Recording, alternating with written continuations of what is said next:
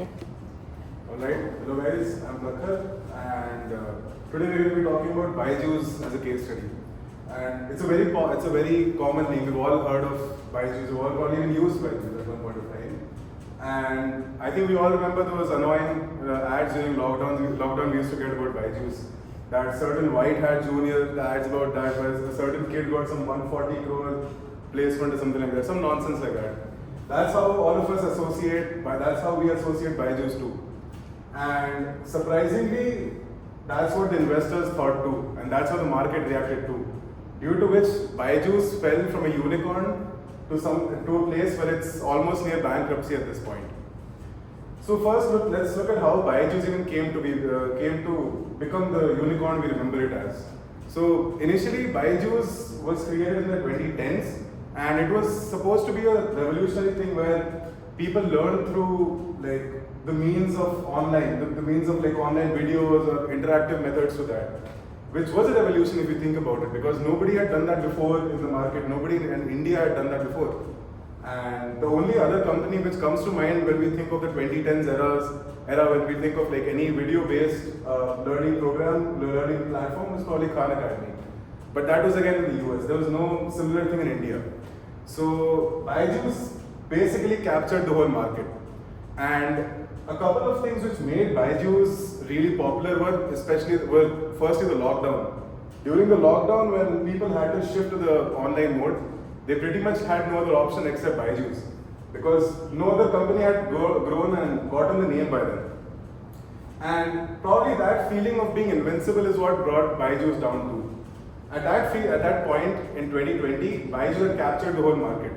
And similar companies like Vedantu, etc. had started to come, but none of them had the same charm as Byju's.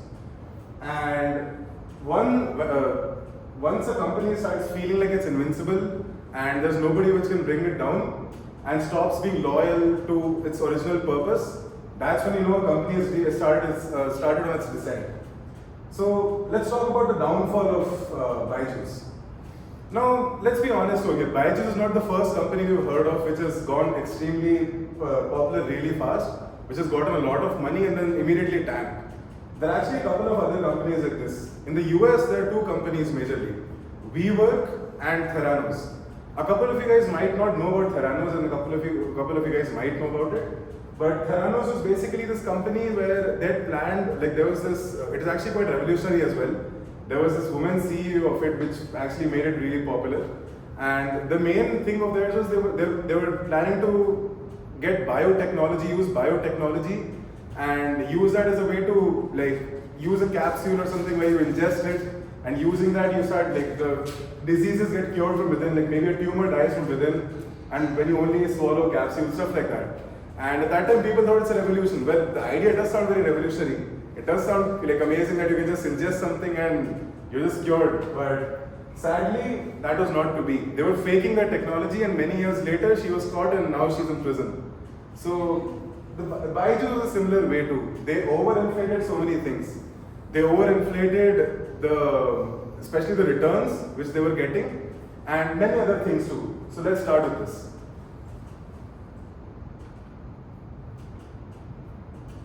So as we're talking about the financial problems which Byju's had, some of the major reasons which caused its financial downfall were, firstly, they made very poor financial decisions. When they were at their peak, when they felt like they were invincible, they made some really stupid decisions.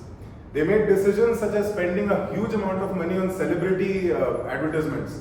If you guys remember, there used to be so many ads of really popular Bollywood actors, and even at a point of time they used to sponsor the Indian cricket team. Yeah, they used to sponsor the jersey of the Indian cricket team too. So they spent a lot of their money in getting it popular and not much money on what their core purpose was. They misallocated the resources, and of course there was genuine unsustainable growth. They had failed to adapt to what the market really wanted. They forgot that when the 2020s had started, it was no more the 2010s market where they had no competition. Companies such as Unacademy, Vedantu, all of them had cropped up by then. It was no more a monopoly which they had in the market. And when there was a state in the market where they were not the only competitors, that's when they started failing. So what they did was they started getting new users and they started prioritizing the more existing ones. And I think a lot of us already know that for a company, it's much better for them to retain their old customer base compared to trying to get the newer customers. It's always cheaper for a company and more efficient if you retain your old customers. Because for the old customers, you don't need to spend a lot of money in advertisement and getting them in. Because getting a customer hooked to your product is what actually is the difficult part. Once they're already hooked to your product, that's when you can be adventurous. You can try out a couple of things. You can try getting some new products and maybe you can try changing certain things. But that's only when you already have a core loyal customer base. And for core loyal customer base, you need some sort of emotion to be attached to it. When there's no emotion attached to it, when there's no state where the customer or somebody really wants to be attached to that company, you lose the whole essence of the company. But for a company like Byju, their customers will be with them for just 2 years maximum. Mm-hmm. So wouldn't it make more sense to work on new customers rather than sticking to the previous old customers? That's actually a good point. And I do agree that it's only 2 years. But one thing which you're not considering is the power of word of mouth. Imagine you go to a new coaching center and you have a couple of younger siblings, maybe the friends of your younger siblings too. And one of them hear that the academy you are going to is actually pretty good and you got into a pretty good college too. And once they hear that, the company does not need to spend much on advertisement. Already by word of mouth, you already have 4 or 5 people who are going to join in your company. That versus a case where everybody, you joined Byju's, you're bad mouthing it. None of your juniors really want to join Byju's anymore, and even though they see Shah Rukh Khan or Virat Kohli, anybody over there, they don't want to join Byju's anymore. Which is actually why it is really important for even a company like Byju's to hold on to their core customer base. So that is a very important point. Let's think of any. Not only that, of course, while you start off as being JE or NEET coaching type, that 2 years type, eventually once you do have that customer base, you can eventually expand into first standard coaching, second standard coaching, etc. So you retain it for a longer period. Mm-hmm. Exactly, very good point. And all of that requires some sort of emotion to be attached to it. Because let's be honest, we're emotional beings. We make so many of our decisions based on emotions. If you go to if you want to eat chips, for example, and you used to eat Lay's as a kid, and you have another company which is giving the same product to you, but at a cheaper cost, you're still going to want to eat the Lay's chips instead of the other one. Because cost, of course, it is an important parameter, but if you can afford that, the most important thing becomes the emotion you're attached to it, which is where they genuinely tanked. Because all I remember from the 2020s is that everybody used to troll Byju's. There's not one person who I know who was a part of Byju's or was not a part of Byju's who did not troll Byju's. So it's that sort of a thing. And this is actually quite obvious. So if you look into this, they actually went into this sort of business probably a problem where it's called it's like a bucket with a hole in it, right? It's like you have a hose, you have a fire hose with a huge amount of water which you can pump into a bucket. But if your bucket is still with holes, if it's still leaking, it doesn't matter how much of a capital you put into the bucket, it's still going to leak. So as you can see, Byju's did get gains, but just look at the sort of just look at how their losses compared to it. They actually, even though they got a lot of money in, they got a good amount of returns. What they had to lose to get that was insane. The amount of money they spent on advertising, things like those, just to retain that is insane. And it's pretty obvious from here. Look at the decline. 2020 was probably when it was at its peak, what I spoke about, the pandemic time. And immediately after that, from 2021 to, there was a bit of a difference, but that's not much if you look at the long term. And again, from 2023 onwards, it's just totally tanked. And I'm pretty sure if I get today's data, it's even lesser than that. I'm pretty sure about that because it's even more irrelevant now than it was in 2023. So, as I've written in the slide as well, that it got a significant decline in revenue from that time. And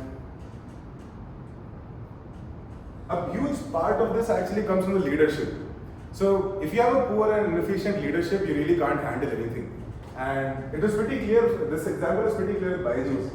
You can't, when you look into any company, The top management is basically which controls everything. Yes, I agree that at the bottom there are a lot of there are many workers, but often the main decisions which are made by the people at the top, the boardroom. Those guys, the executives, the CEOs, they are the people who are making the decisions, and they are the people who influence the rest of the company. The rest of the company pretty much has to follow what the board says. And when the board or the top management itself is inconsistent, they're incompetent, what would the rest of the company do? It's a state of that. When there are disagreements, when there's poor management, whatever you do to hold on, you can spend a huge amount of money on advertising. If your company is already losing, if it's crumbling from within, it doesn't matter. You have a building, you made an extremely weak base of the building, and you put the best sort of paint from the top of it. It doesn't matter how much of paint you put in the building is going to fall. It's the core of it which makes the building strong. If the roots of a tree aren't strong, what are you going to do if even the best fruits are on the tree? It's that sort of a situation. And it really made a huge impact. And again, the thing which I was talking about since the starting, the negative publicity. I know it's often a thing where people say that all publicity is good publicity, but that is not the case with Byju's. The negative publicity genuinely brought the company down. And there are many things actually which made a huge problem. I'm pretty sure all of you guys at some point of time would have gotten a call from Byju's.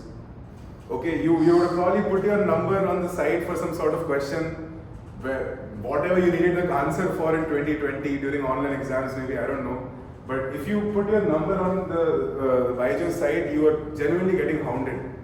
You're getting calls, you're getting emails, whatever, at any point of time, and they're going to be really aggressive about it. They're going to make you feel like you're a loser of some sort if you haven't joined Byju's yet. And nobody wants to feel like that. Nobody wants to feel like a loser. Let's be very honest with you. Even if somebody is at the bottom, they don't want to feel like it. So if a company starts making you feel like you are that, just so that they get an initial investment from your side, it's still going to tank eventually, because again, no emotional connection between the company and the customer. And when you reach a point where you have to employ such strategies to get your company a new customer, where you have to use unethical and aggressive methods, you're still going to tank at some point of time. It's only going to be short-lived. And when you're running a company which got very quick amount of profits, which basically controls the monopoly of the market, there's no sense in being so aggressive with your marketing.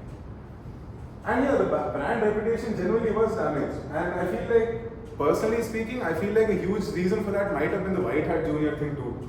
Because there was no reason for you to push kids into coding or whatever those guys were trying to do at that point of time. Right? And it is all nonsensical. The method, they were like scaring parents that if your 6th grader or 5th grader hasn't joined White Hat Junior yet, he's already behind the rest of his peers, he's not going to earn good money or whatever. That's not going to work. All of these things together brought down the brand image of Byju so much. In the 2010s, I remember when Byju was starting to increase, there were also like companies like Merit Nation, etc., if you guys remember. And all of them actually had a pretty good rep. Like, people used to respect that. People used to respect the fact that somebody has a new idea. People used to respect the fact that there is somebody providing an alternate to the traditional way of learning. That you don't need to go somewhere to learn something, you can get it at your fingertips, which is precisely what probably internet was made for. And when you had the whole monopoly you had everything in your hand, this is the best example of why overconfidence always kills. When you have everything in your hand, when you're controlling the whole market, when you're getting more and more users, if you do things like these, you're still gonna tank. Yeah, I'd like to add to this. Mm-hmm.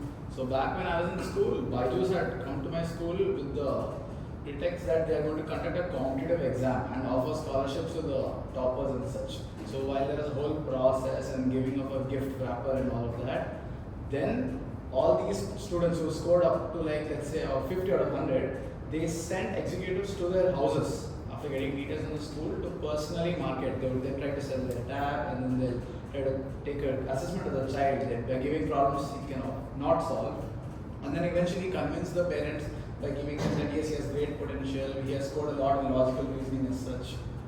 So that tactic, I think that is what you meant by aggressive sales tactic and privacy breach over here. And actually, one more thing. There are some things that I think Byju's did right. Mm-hmm. First of all, education over the internet was basically not even a thing till Byju's came at that point. So when that started coming, not just Byju's or any other edtech platform, even schools and everything which had some kind of coaching or some kind of offering or anything like that, started putting stuff on the internet and we started leveraging that as something. So even though Byju's came to the situation it is right now, it actually helped a lot of other platforms like Wake Up to Archives, whatever, to come to where they are right now.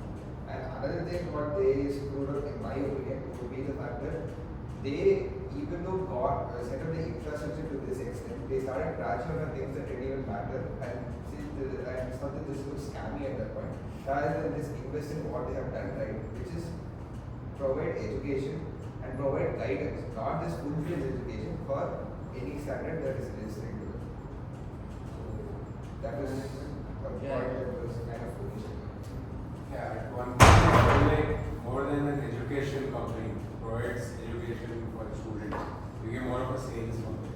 Exactly. They're listed as edtech, but their main business agenda is to sell their product. Exactly. That's more of their focus. Have any of you been a part of Byju? No, I was actually part of Byju's. Oh. I was not a guy fooled by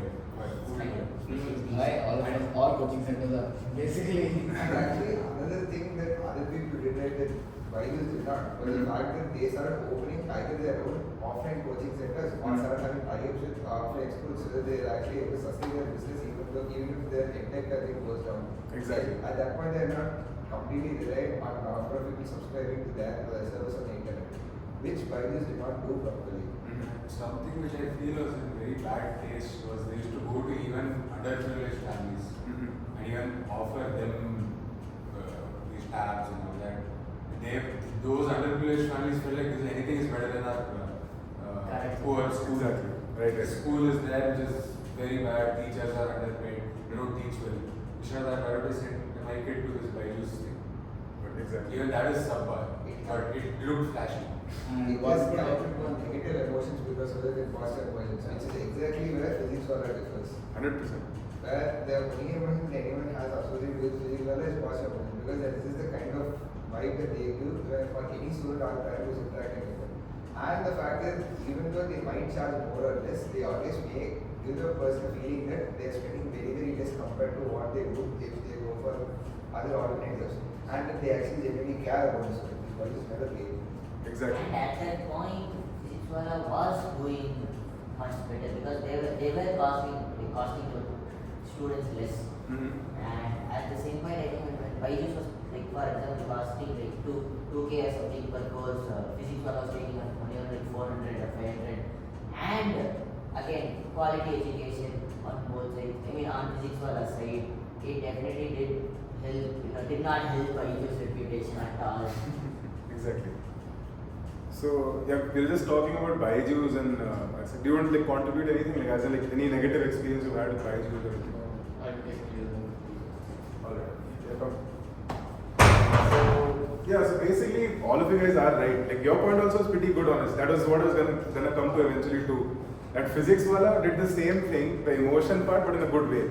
They use the emotion and they use positive emotion so that they knew that the customer is retained, right? And that's the opposite of what they did. So the thing which you told, the thing which they did with the underprivileged people, the thing which they did with any topper of the school, etc. The same potential trap. The word potential itself seems so scammy now.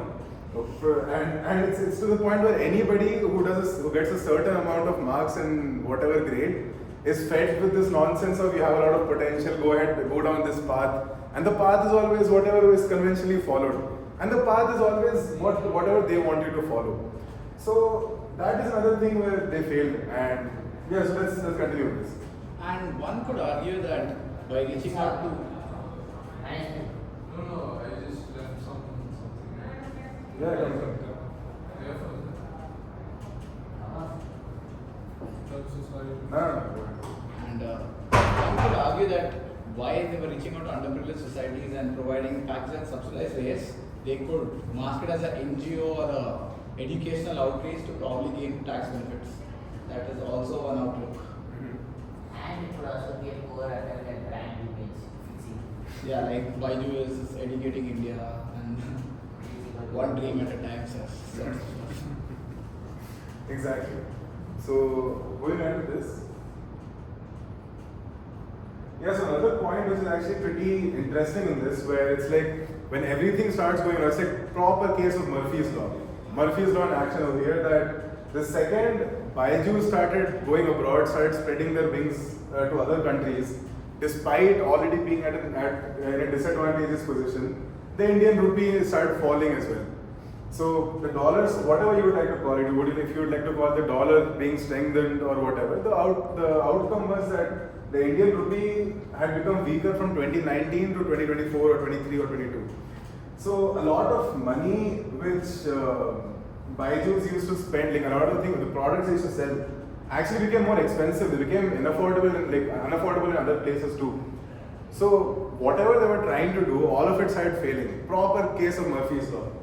And again, so there were recessions too at that time, because they failed to accept the fact that the market was not the same market of 2020. They can't keep rising. And another thing which you guys have, which is very common in whatever all of you said, was that because of how they used to approach the things, it just felt it felt so alien. It felt as if like it is as if a multinational corporation is coming and talking to you instead of a person, instead of a teacher. Like when you think of a teacher, when you think of approaching a teacher or trying to learn from somebody, it always incites good feelings within you. It incites feeling like, okay, I'm going to learn something. It's another person who's going to teach me something. I'm going to have a good experience from it or whatever. And over here, it felt like there's a huge corporation trying to make you a part of it, trying to just make you another number in it, right? So this was also another difference in the way they marketed. And precisely like you said, physics the major thing that did was, if you guys remember, the same time frame, again 2020s, the early 2020s. The difference was that the way like Alak Pandey used to feel like, he used to feel like a genuine good person who you're like trying to study from. Like you would want to go back to his lecture. If you saw a lecture of his, you'd feel like, okay, I want to watch another lecture of his.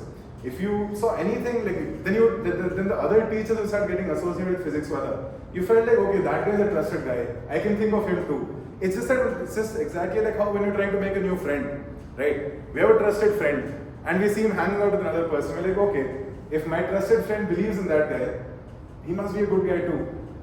So it created this sort of web where you would feel like, okay, these people are trustable people. You could spend your time, you could spend your money, you could give your money to them, and they'll actually give you something worthwhile. They won't like try to scam you for no reason. Which is like, and it's also become very redundant in me saying this, but again another reason why Byju's failed. So you could say the growth of physics felt organic. Exactly, perfectly It was said. exponential during lockdown. People were just using physics for the free videos, I think before he even started charging for coaching or even introduced coaching or study minutes or anything of that sort. Exactly. And so there was already a huge amount of positive emotion that was there for physics for that. Right. So people had used it for quality education before. Exactly. And he's currently continuing to do it, because if I leave the country, there are still college level courses and like other higher level entrance exams or things that while they do offer coaching for, they still upload lectures regarding it onto YouTube and stuff. Exactly. They still have a free to use database even while they're pricing. So Actually, very good point, because even now, if somebody wants to genuinely prepare for JEE or whatever NEET or whichever exam, GATE or CAT as well. yeah, CAT is exactly. Even GATE, also have a GATE, yeah. Taking an like the IAS exams and UPSC exams. many government exams. Right. So there already is a database where you can, if you don't spend any money, you don't give him any money, you can still learn everything. And that gives you a feeling that this guy is genuinely trying to get something. This guy is just like not trying to scam you, and you genuinely want to give your money to this guy, because think of it, like even look at the fees he offers for many of his programs. It's very nominal. It's like maybe 2,000 rupees for a certain exam, maybe like 1,500 and stuff like that. And when it comes to like anybody, especially we are still privileged. When you think of somebody who's from a tier 3 city, for example, and can't afford much, learning something as like learning the whole JEE syllabus for something a nominal fee like 2,000 rupees, where like other coaching, like especially Byju's etc., like all made it like a lakh or so. When you see that sort of a difference, you want to put your money into this guy. You want to like genuinely get invested with this guy. And word of mouth, the thing which I told in the starting, word of mouth actually helps a lot of physics wala, because I remember in my school too, when like people used to talk about his videos, people used to talk about like physics wala's like old videos where he used to like talk with like he used to have a whiteboard like this and then he like explain. Yeah, exactly. See, we all still remember it. It's been 5 or 6 years. You remember it. And also one very underrated point that physics wala has with advantage is the fact that he uses Hindi as his primary language, which is a huge advantage for him when it comes to anyone other than from tier 1 cities. Because he's actually teaching Hindi, it's very easy for people to understand, and he actually has that positive emotional connection with all these people who are seeing his videos or using his platform and everything like that, which even Vedantu and other platforms started copying from him after showing that he's very successful with it. Exactly, they started copying his persona, like Vedantu's the guy who taught math, and then we have Unacademy's Namo Call, you guys seen him. They've all tried to be like, hello Bachcho, and then I'm your friend Hindi, what's up. Exactly. He created a character out of that. And Byju's was going at it as if like any other ad for some product. Like they say, fall in love with learning or something. Well, when you think of physics wala, all you can remember is hello Bachcho. Exactly. This nice guy who's coming to teach you. Exactly. That emotional connection aspect is much stronger in physics wala. Right. Well, Byju's is just trying to market themselves as a product. Physics wala is trying to market itself as like a connection, like a place where you are coming to learn. Yeah, like a friend who's got your back, sort of Yes. stuff. Physics did very well even when they were launching their paid courses. They did very well to maintain their reputation. Even when he was pitching the idea that I will launch courses, he was emphasizing on the fact that the free courses will still be there. So if you are not able to pay, that's fine, completely fine. So they did very well to maintain their reputation throughout the time. Exactly. So these were the things, like let's be honest over here. Again, we come back to this thing which I started with, that emotion does play a huge impact on whatever we do. And I'm kind of deviating on the topic right now, but that's also a reason why a lot of us are actually even scared of AI if you think about it. And I know you would love that subject the most, me talking about AI and all that stuff. And I'd love for you to contribute too. But basically, the idea that when you have a genuine human connection, that is superior to anything else. When you have a genuine human connection, that surpasses any sort of information bomb which an AI can give you, or any sort of like whatever gimmick somebody else would play. It would always seem unnatural when it's not a human which you're connecting with. It's the same thing which brought Byju. It's again the same thing which brought Byju's down. And again, now if you think of the thing which I just spoke about, the USD and INR thing, because of how it was eventually falling and how the rupee was increasing in its value compared to the dollar, everything became much more expensive for Byju's to handle. Because when you're giving your product, you're selling your product out, and your currency itself is very like, the cost of it is much higher compared to the one, like it's $1 versus 90 rupees here, or whatever, how many rupees here. That makes it very hard for you to like sustain that model. It's very hard for you to continue doing it. It's very expensive for you. Over there, it's still maybe like maybe $10 or $20 or $200 or $100 or whatever. And even $100 is what, 9,000 rupees for us. And even that is a huge amount of money. So that makes a huge impact. And the thing is, when you don't have a stable income already, why would you want to take that risk? When you don't have a stable like money flowing with a good customer base, to try to go over the top, try to keep trying new things, is just stupid at that point. It's just like you're trying to look as if you're trying to do something, but it's generally no work. It's just empty work if you think about it.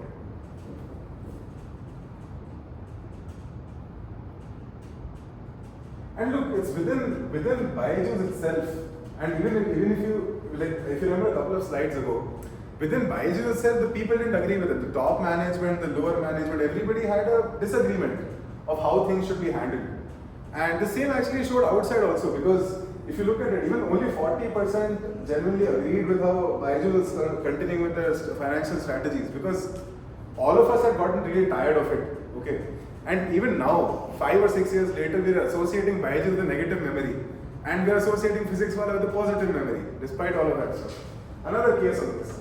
And when you have internal conflicts too, that makes it difficult. It makes it difficult to handle. Like, it's like you have an empire, right? You have an empire, there's a huge amount, you're trying to conquer the whole world. Let's think as if you're Alexander, because he also had the same vision of conquering the whole world. If you're Alexander and your army is far away near India, trying to conquer India, and within Macedonia itself, you have civil wars going on.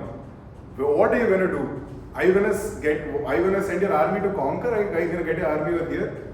It's a huge problem when you're in a situation like that. Would you still try to hold on to what you have?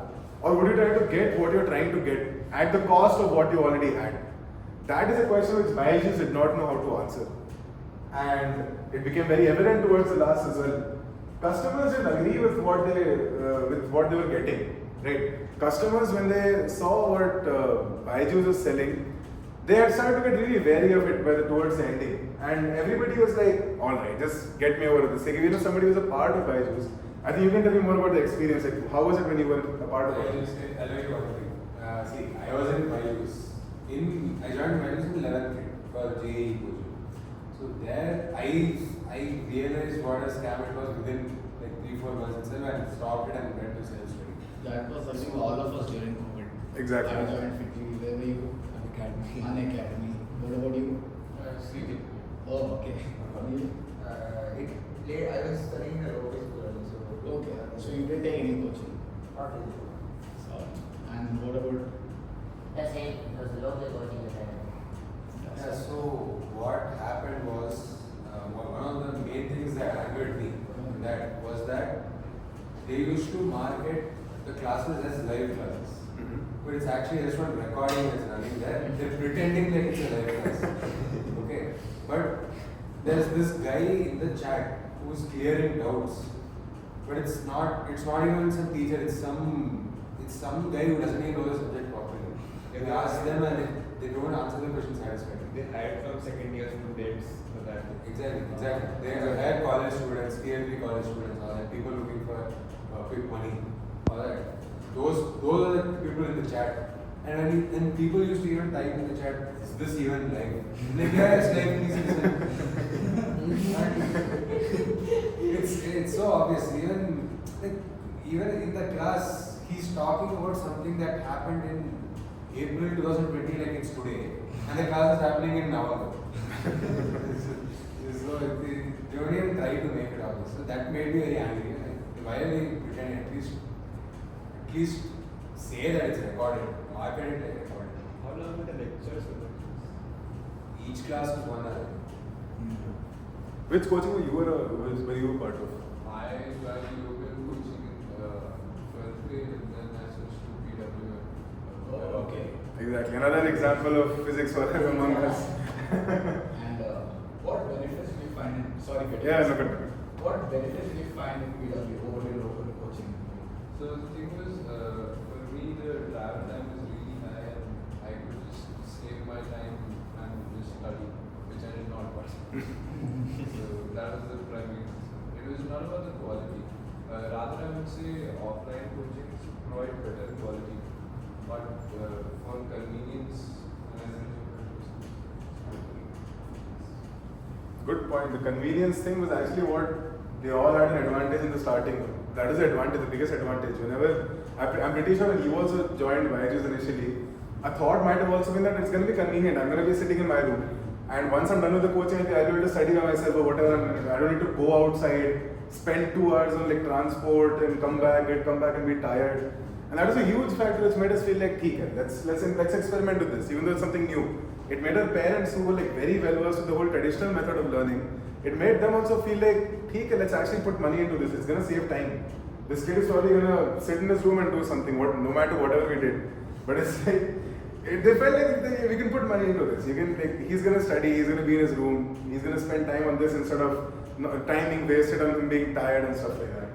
So that is a huge advantage this thing had. And of course, as we can see from the whole slide, that Byju's did fail at this advantage too. And I think what Byju's did different was their 3D graphics as such compared to a local class, like the Pythagoras theorem, they made it some square and circle and all that. So that is what I think convinced parents to actually put some money there, like okay, highest quality education, international graphics and all that stuff. Exactly. again, so that fits into the flashiness of it while not being as enlightening.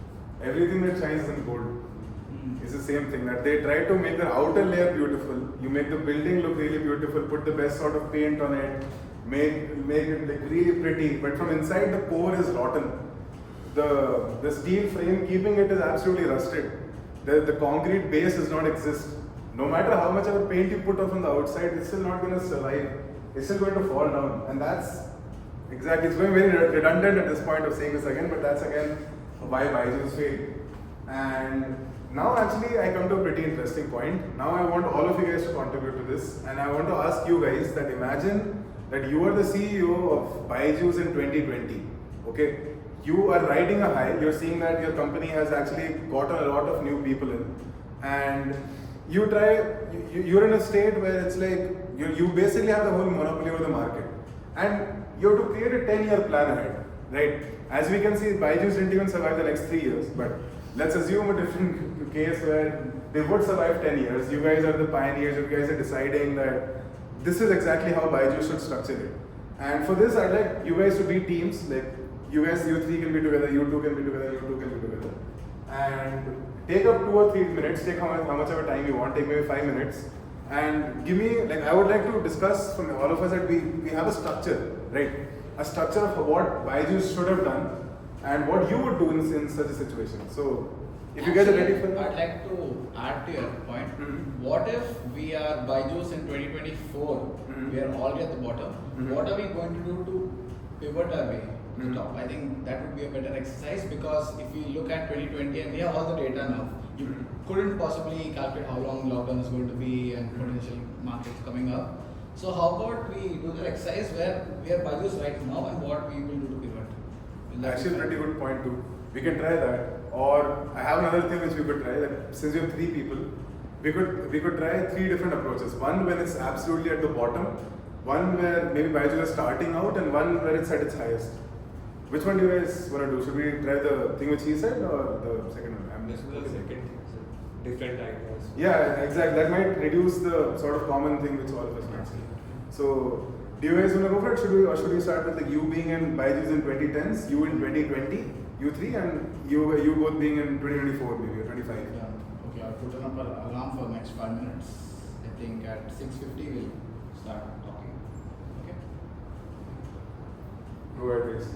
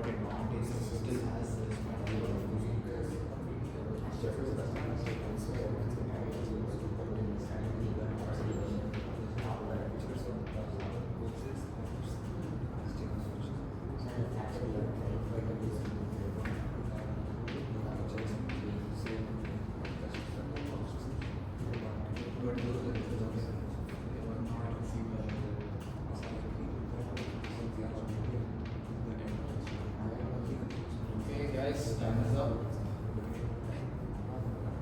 Alright guys, the time is over. And let's start with you guys because you guys were the earliest. What have you guys decided? We were 2023. 15, no? We were the starting. The starting part, yeah, exactly. That's why I want to start with you guys. So like, Yes. you were the case on the starting Yeah. part. Okay, see, so the core of the entire issue is that Byju's focus too much on marketing and expansion. So what Byju's should have done, I'll speak it like as a PR writers. What we should do is to acquire. We are getting so much money now, and now our focus should be on acquiring top class of teachers, the best teachers, the best educators. Like how Alan has the best teachers, the teachers who know how to get my students into IIT, how to get my students into AIMS. Should have gotten those kind of educators into Byju's, but more focus was on getting in more customers instead, and the teachers were still pretty middle and customers weren't satisfied. Second point is to reduce the focus on international expansion. Now, economics wasn't the main factor there. While it is a deciding factor, economics isn't the main factor there. The main thing is the curriculums of the countries are very vastly different compared to our own. In India, the major focus is not on passing just your board exams but on competitive exams. JEE NEET are a much more deciding factor than your boards. So your entire curriculum is in a sense skewed towards trying for that. So that's what Byju was capitalizing on. However, that is not the case in other countries. In the country, if you just pass your college exams, you are fine enough for any college. It just comes down to individual capability at that point. So the method of education in itself is different. So them trying to us trying to cash in on that while not having a proper infrastructure set up for our own education system is a very bad idea. So we need to reduce focus on international expansion and focus more on consolidating our own current basis.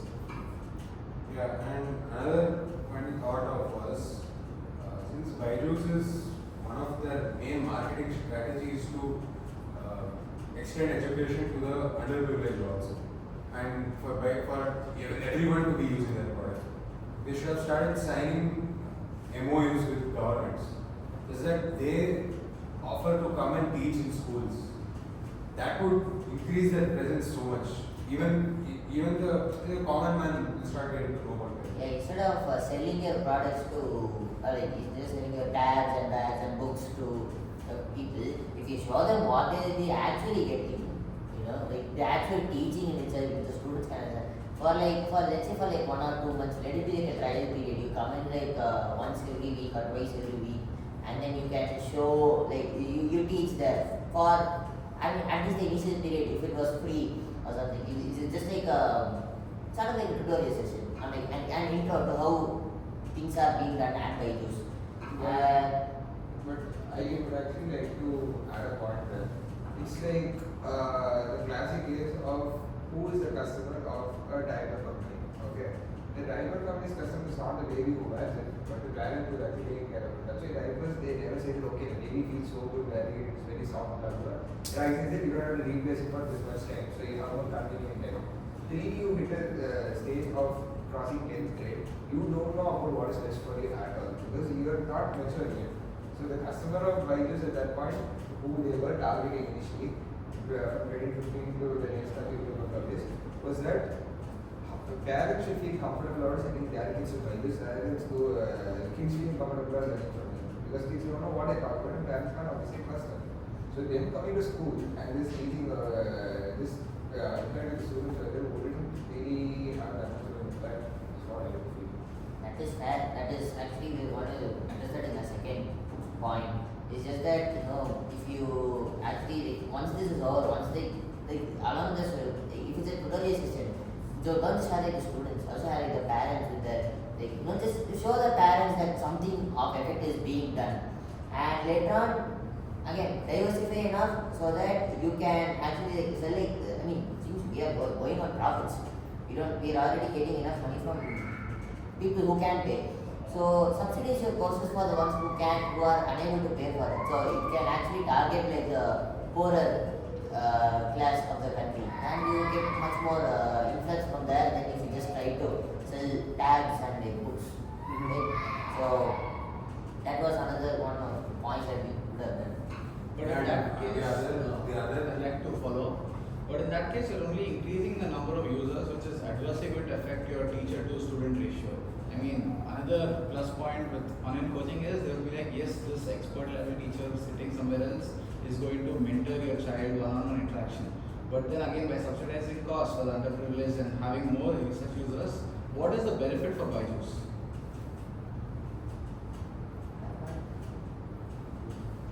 I have two things which I want to criticize, like not criticize per se, but I want to like follow up from the first 2 points which you mentioned, Karan.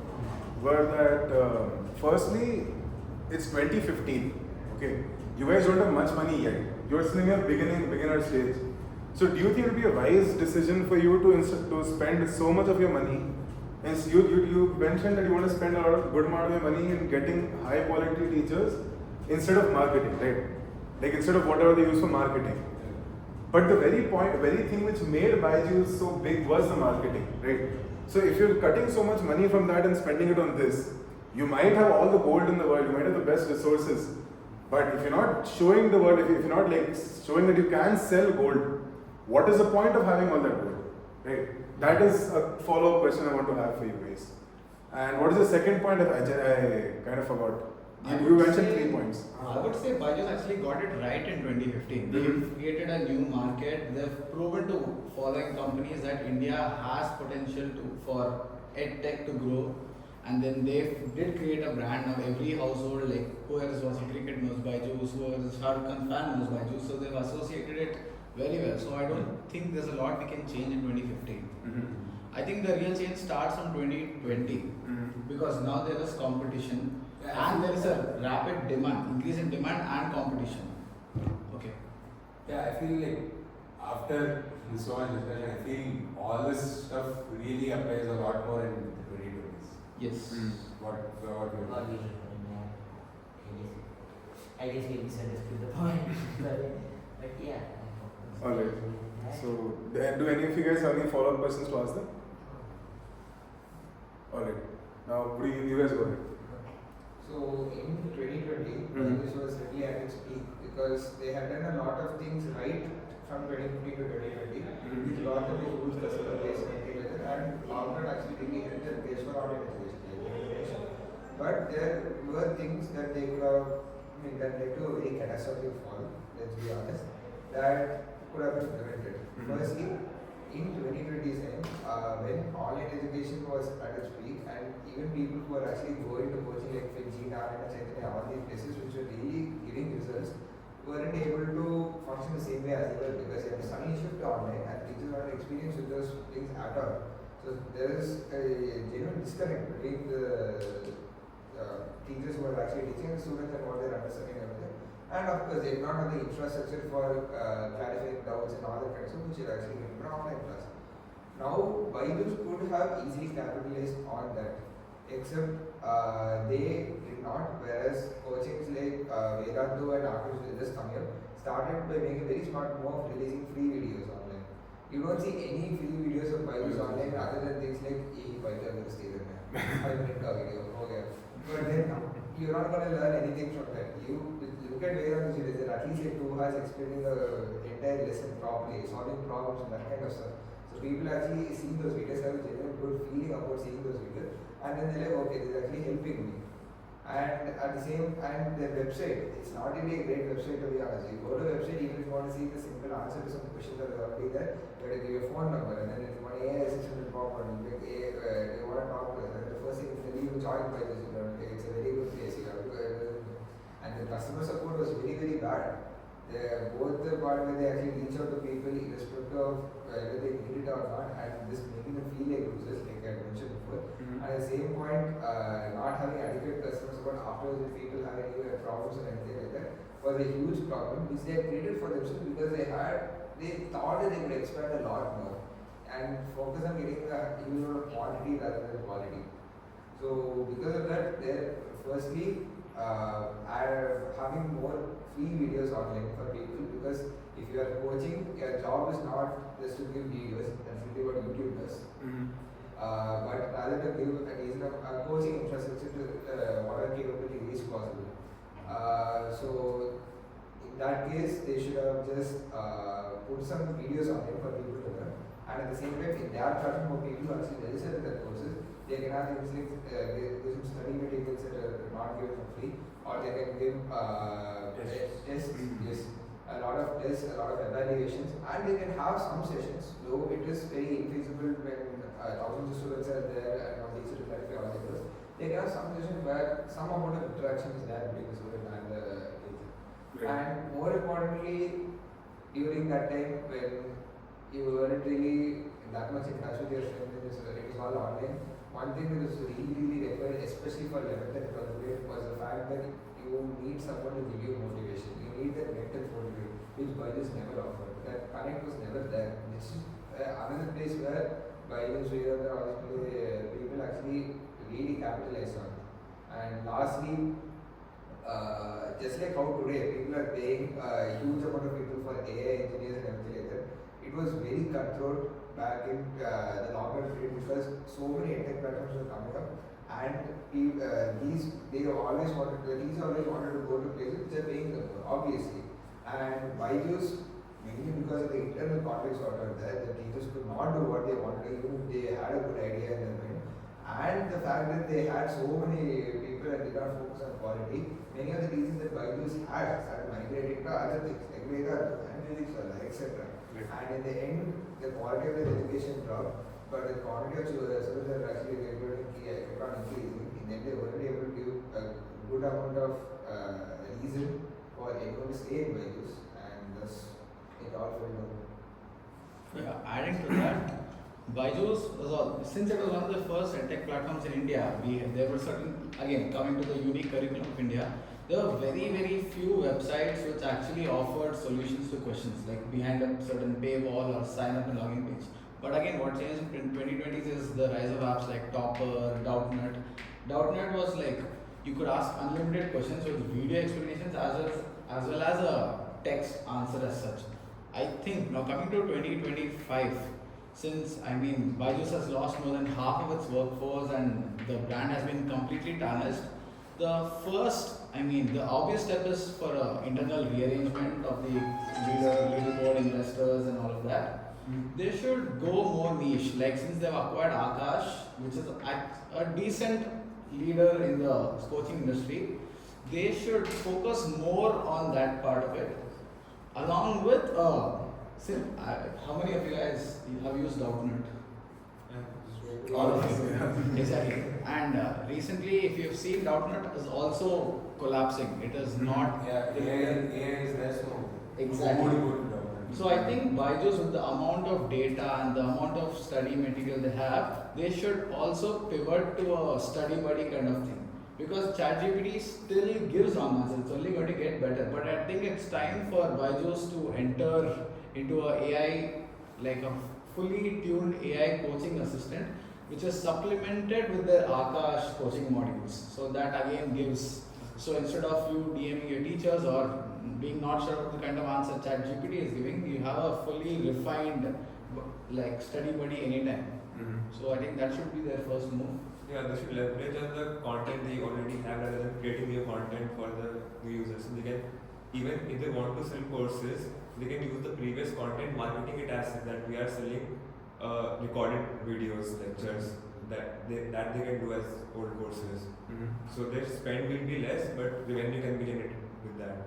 And their marketing tactics as well. I mean, if you've seen Zomato or Swiggy's tactics, you get the cheesiest pickup lines, and if you know it's cheesy, but it still grabs your attention. So it needs to rebrand itself as such, from being someone like pay course and then otherwise this man is going to come to your house and sell your tab. It should be like, hey, we got your back, scored low in test, no problem, we got this, here's how to know if you're actually weak in the concept, or is there other aspect of the exam you actually have to work on, like let's say mental preparation, stress, and as such. We should simplify their onboarding process as well, because in 2020 the onboarding process was that somebody will come, a tab will come in the next 3 days, and on the other hand, this wala is you click once, pay once, and you get the course. So that I think Byju also should do that now. Right. Only in one place you can get the content for the course rather than waiting for. You have Yeah, I have one question regarding your point. You were talking about how Byju should have done like an AI study buddy thing. Like, should know, yeah. you should have, right? But then how would it fit along with you having like classes and stuff? Because we did point out that one of the biggest reasons why Byju's Byju started to fail was the fact that there wasn't any sort of interpersonal connection that could be felt across the screen, right? And if you put in an AI study buddy, it's not going to help the situation. I mean, this is not going to be a normal chatbot. This study buddy will also like track, like you'd say, have a quiz next Friday. It's going to be like, okay, you can watch these lectures from Byju's and such, these teachers, and then it will also follow, hey, how was your quiz? How did it go? And then you can just upload a picture of your answer sheet and the question paper, and that sort of you personalize it more and more. I mean, this solution is actually not very scalable because of the way agentic AI and AI is growing right now. But for their immediate product launch to gather some new users, I think this is what they should do. So this is a very temporary sort of Temporary solution to just take off. To build the reputation back. PW already does this, and the issue with that is the exact same for the research they do it at a very refined scale. And I think when I was studying as well, it was there, and when there are too many buttons on the screen, it's just not it. You don't want to go there and ask the questions. The alternative to that would be that if you are in a lecture per se, you can actually send your doubts live, and the teacher actually opens the doubt box and sees whatever is relevant to class. Obviously, there's a lot of found footage as well, but there are certain doubts that are being cleared live in the class. And if a teacher is explaining to you, I think it's different than just reading it yourself, in the sense that it becomes more engaging for you to look at and hear to. And I think that would be better, live down box. And Byju was really monotonous. It didn't have any sort of appeal to it as to why I would want to go to it.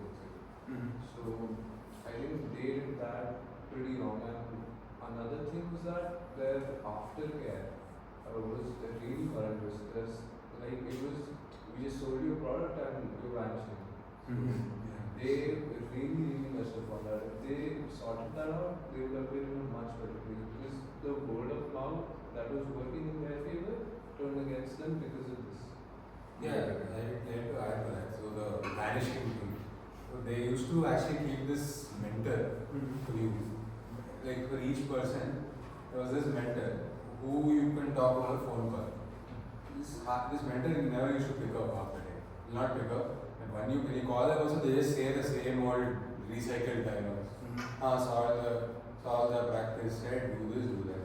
If you ask them some doubt, they'll just cook up something and say nonsense. Because they can tech support helpline. Yeah. Replace computer. Yeah. So it's like they just place someone there for the sake of mentorship. Well, they're not actually trying their best to actually help you crack an exam. Like their goal is to crack to train students to crack JEE. They're not actually